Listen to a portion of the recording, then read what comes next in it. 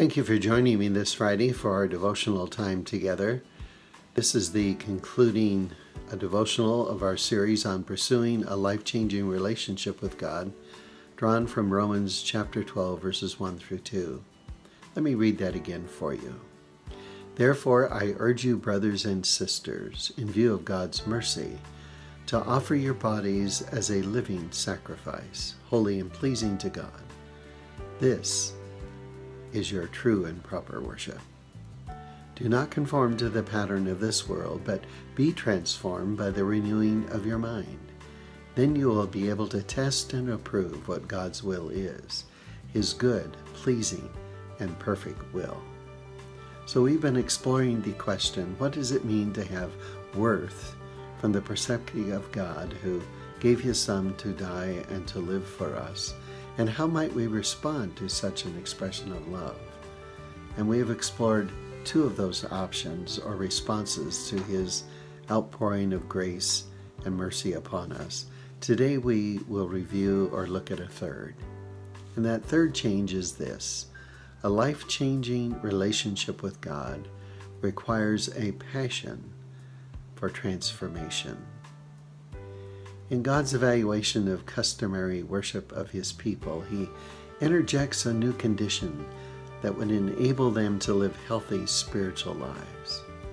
He says through Amos that salvation is being righteous and just. These are expressions over and beyond stopping doing the bad or fitting in to what good people do. Paul frames this new spiritual dynamic when he says, therefore, if anyone is in Christ, he is a new creation. The old has passed away. Behold, the new has come. Jesus provided insight for a passionate relationship with God when He affirmed that the Lord our God, the Lord is one. Love the Lord your God with all your heart and with all your soul and with all your mind and with all your strength. The second is this: love your neighbor as yourself. In Paul's understanding, a life-changing relationship with God includes the appearance of something that had not been there before, a character that reflects the life of Christ. If you are to remain healthy physically, it will require some effort. Proper diet, adequate amounts of rest, consistent exercise, and these things can transform any couch potato. Paul is saying that the active presentation of our very selves to God enables transformation to occur, to begin. And transformation rather than conformity is the goal. Christ within creates a new person where the center of one's life is changed, becoming living sacrifices rather than bringing sacrifices to the place of worship is the focus. How might this work in real life? Let me tell you the story of Father Jerzy of Poland in the days when communism ruled his country. Father Jerzy preached the same message over and over again. The Christian is called to defend the truth and overcome evil with good. He was a young man, pale and gaunt in appearance, and his sermons were neither fiery or eloquent. Yet his monthly sermons, dedicated to the victims of communist persecution, attracted tens of thousands of Polish people. He never preached revenge or revolution. He preached the power of good to overcome evil. It was a passion that dominated his life as well. In 1980, martial law was declared in Poland. Tanks and troops clogged the streets until the entire country was one vast prison. Jerzy hated the occupation as much as his countrymen, but he fought it using God's weapons of overcoming evil with good.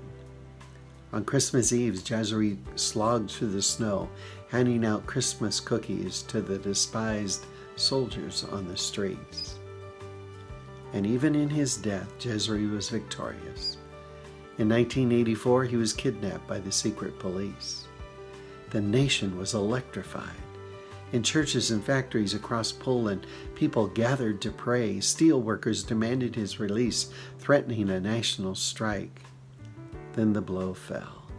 Cesare's body had been found floating in the Vistula River. He had been brutally tortured and murdered. Yet the gentle pastor taught his people well. After his funeral, hundreds of thousands of Polish people marched through the streets of Warsaw, right past the secret police headquarters, carrying banners that read, "We forgive." A transformation occurred in their lives. The passion to express transformation through understanding and doing the truth not only set them free, but their country experienced freedom soon after this response. A life-changing relationship with God will include these three things, this trilogy: the absence of unholy and displeasing activity to God, the expressions of a loving lifestyle before Him, and a passion for pursuing transformation that will enable us to reflect the life of Christ. Therefore, I urge you, brothers and sisters, in view of God's mercy, to offer your bodies as a living sacrifice, holy and pleasing to God. This is your true and proper worship. Do not conform to the pattern of this world, but be transformed by the renewing of your mind. Then you will be able to test and approve what God's will is, His good, pleasing, and perfect will. May the Lord enable us and bless us as we continue in our walk with Him.